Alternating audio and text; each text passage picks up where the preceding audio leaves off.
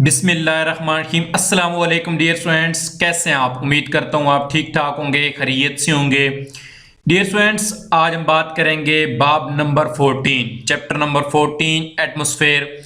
और इसके पहले मशकी मुख्तसर सवालात देखेंगे और उसके बाद इजाफी अहम सवालात देखेंगे जो पास पेपर में आते रहे। Dear students, class 10th chemistry है ये और बाब नंबर 14। इसका क्वेश्चन नंबर 1 है मशकी मुख्तसर सवालात का। ट्रोपोस्फेयर में टेम्परेचर के कम होने के मजर की वजाहत करें, यानी कि किस वजह से ट्रोपोस्फेयर में टेम्परेचर जो होता है वो कम होता है। तो इसका आंसर है जी, ट्रोपोस्फेयर में नाइट्रोजन और ऑक्सीजन गैसेस सूरज की विजिबल शॉ को गुजरने देती हैं, लेकिन जब ये ज़मीन से उठने वाली इंफ्रा रेडिएशन जो है, रेड शॉ, उनको जज़ब करके एटमॉस्फेयर को क्या कर देती हैं, गर्म कर देती हैं। और जैसे जैसे बुलंदे में इजाफा हो जाता है, इन गैसेस की कंसंट्रेशन भी कम होती जाती है और इसी लिहाज से टेम्परेचर भी 6 सेंटीग्रेड फी किलोमीटर की शरह से क्या होती है, कमी होती है। यानी कि इस लिहाज से टेम्परेचर होता है कम हो जाता है, क्योंकि बुलंदी के साथ जो होता है ये दोनों गैसेस क्या होती हैं, इनकी कंसंट्रेशन कम हो जाती है।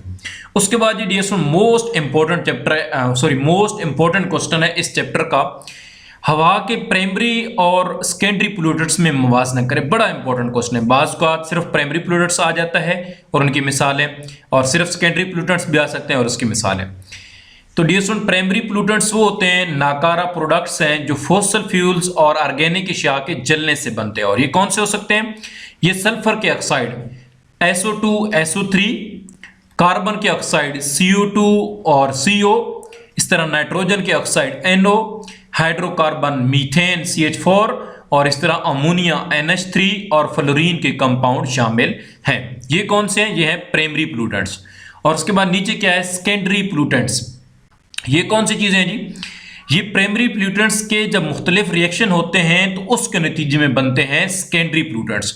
और इसमें है sulphuric acid H2SO4, carbonic acid H2CO3, nitric acid HNO3, hydrofluoric acid HF, ozone O3 और परऑक्सी एसिटाइल नाइट्रेट यानी PAN वगैरह शामिल है। तो ये क्या है? ये है सेकेंडरी पोल्यूटेंट्स। बड़ा ही इंपॉर्टेंट क्वेश्चन है डियर स्टूडेंट, लाजमी याद करना है आप लोगों ने, बड़ा ही इंपॉर्टेंट क्वेश्चन है।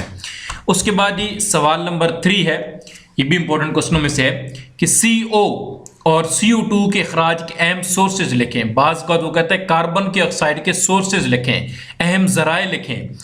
तो जवाब में जो है जी CO यानी कार्बन मोनोऑक्साइड और कार्बन डाइऑक्साइड। और ये कहां से होता है? ये आतिश फिशा पहाड़ों के फटने, ऑर्गेनिक अशिया की कुदरती तौर पर डीकम्पोजिशन होती है, तब ये दौरान क्या होती है, खारिज होती है। लेकिन इन गैसेस का सबसे बड़ा सोर्स जो है वो फॉसिल फ्यूल्स का जलना है। फॉसिल फ्यूल कौन से होते हैं? कोयला, पेट्रोलियम और कुदरती गैस वगैरह का जलना है। तो ये गैसेस इन चीज़ों के दौरान जो होते हैं क्या होती हैं, खारिज होती हैं। उसके बाद ये सवाल नंबर 4 है कि CO2 एटमॉस्फेयर को गर्म करने का बायस क्यों बनती है, यानी उसकी वजह क्या है? तो इसका आंसर है जी, CO2 जो होती है ये सूरज से विजिबल शॉ को गुजरने देती है और जमीन से उठने वाली इंफ्रारेड शॉ को जज़ब कर लेती है, जिसके नतीजे में एटमॉस्फेयर का हीट एनर्जी क्या होती है, वापस जाने से रुक जाती है और एटमॉस्फेयर जो होती है एटमॉस्फेयर के गर्म करने का बायस बनती है। यानी कि इस वजह से, यानी कि यहाँ पे फर्ज करो लेयर लगी हुई CO2 की, तो यहाँ से नीचे ज़मीन से जो ऊपर रेज उठेंगी ये यहाँ पे रुक जाएंगी, जिसकी वजह से यहाँ पे जो टेम्परेचर हो जाएगा वो क्या हो जाएगा, वो बढ़ जाएगा। उसके बाद सवाल नंबर 5 है जी, अगर हवा में CO2 ना हो तो क्या हम जिंदा रह सकते हैं? तो आंसर सिंपल है जी नहीं। अगर हवा में CO2 ना हो तो हम जिंदा नहीं रह सकते। वजह यह है कि ये पौधों को खुराक बनाने के लिए भी चाहिए और इसका अखराज भी जिस्म से ज़रूरी है। तो CO2 यानी कि बहुत ज़रूरी चीज़ है।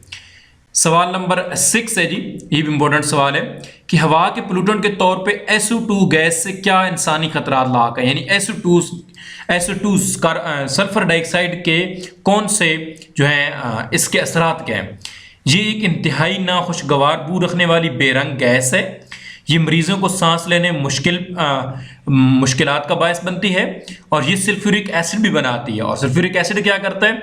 ये अमारतों और नबातात को नुकसान पहुंचाता है, यानी कि ये एक एसिड है, तेजाब है। उसके बाद ये सवाल नंबर 7 है जी, गुंजान आबाद इलाके नाकाबिले रहायश क्यों हो रहे हैं? तो बहुत सिंपल है इसका आंसर, अभी ग्लोबल वार्मिंग की वजह से समुद्र की सतह में चूंकि इजाफा हो रहा है और साहिली इलाके क्या होते हैं, गरक होने का खतरा है। इस वजह से गुंजान आबाद इलाके जो हैं वो क्या हो रहे हैं, खत्म हो रहे हैं।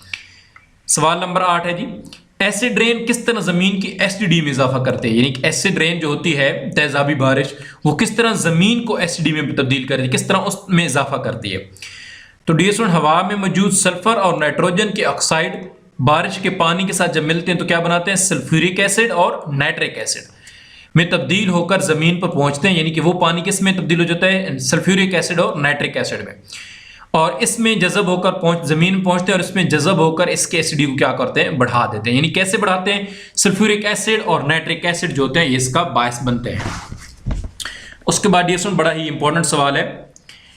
सवाल क्या है जी, सवाल नंबर 9, ओजोन के खात्मे के 2 असरात लिखें।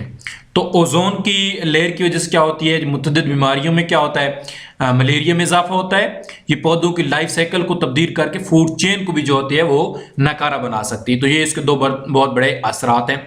इसकी वजह से जल्द की कैंसर भी होता है, ठीक है, जल्द की कैंसर का भी बायस बन सकती है, तो ये भी लिख सकते हैं आप।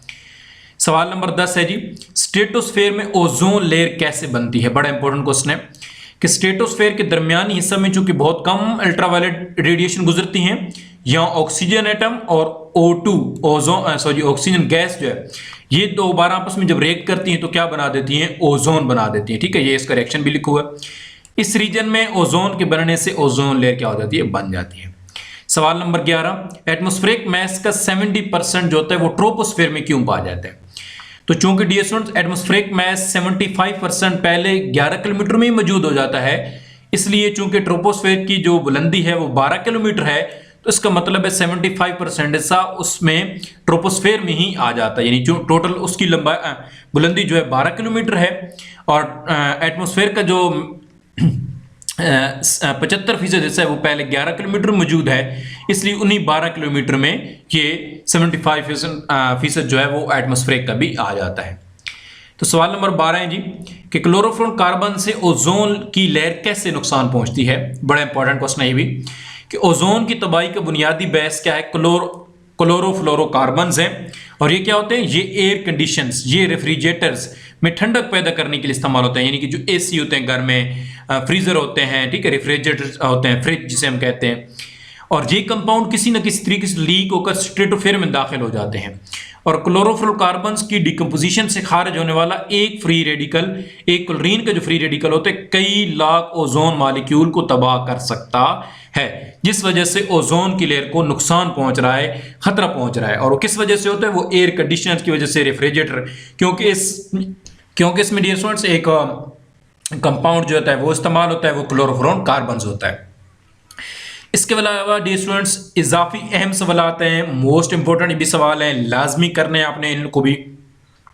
सिर्फ ये नहीं कि आपने एक्सरसाइज वाले क्वेश्चन करके बैठ जाए और फिर कहें कि हमारा सारा पेपर हो जाएगा, तो इस तरह आपका पेपर नहीं होगा। आपने इन क्वेश्चन को भी करना होगा। एटमॉस्फेयर और एनवायरनमेंट में क्या फ़र्क है, इंपॉर्टेंट क्वेश्चन है। एसिड रेन कैसे बनती है, एसिड रेन है क्या चीज़, इंपॉर्टेंट क्वेश्चन।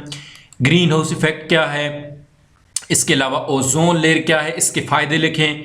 एसिड रेन से आबी अजात कैसे मुतासर होती हैं, बड़ा इंपॉर्टेंट क्वेश्चन है। इस तरह ओजोन होल से क्या मुराद है। एटमॉस्फेयर की मुख्तलिफ लेयर्स के नाम लिखें। ट्रोपोस्फेयर क्या है, पोल्यूटेंट्स क्या हैं, ये क्यों सेहत के लिए नुकसानदेह हैं। उसके अलावा एसिड रेन कैसे इमारतों को नुकसान पहुंचाती है और दरख्तों को, इस तरीके से। उसके बाद जी एसिड रेन कैसे दरख्तों पर असरात मुरतब करती है। सॉरी, यहाँ पे ये वाला चीज़ नहीं है, ये क्वेश्चन यहाँ तक ही है कि कैसे इमारतों को नुकसान पहुंचाती है। ओजोन क्या है और ये कहाँ पाई जाती है, ठीक है, तो ये भी क्वेश्चन बड़ा इंपॉर्टेंट है। ग्लोबल वार्मिंग के असरात लिखें, बड़ा इंपॉर्टेंट क्वेश्चन है ये भी। वॉल्यूम के लिहाज से एटमॉस्फेयर की कंपोजिशन तहरीर करें, ठीक है, तो ये भी बड़ी इंपॉर्टेंट चीज़ है। इंसरेशन किसे कहते हैं, ये एक आपके छोटे बॉक्स होगा किताब में, वहाँ पे लिखोगे।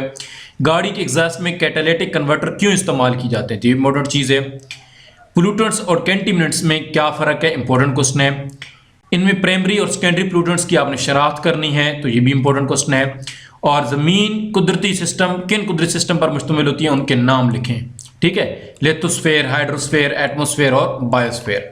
तो ये dear student most important question है, पास्ट पेपर से उठाए गए क्वेश्चंस हैं, इनको आपने लाजमी तैयार करना है, हर सूरत में तैयार करना है, और एक्सरसाइज वाले भी तैयार करने हैं, ताकि आपके मुकम्मल जो है शॉर्ट क्वेश्चन तैयार हो जाएं।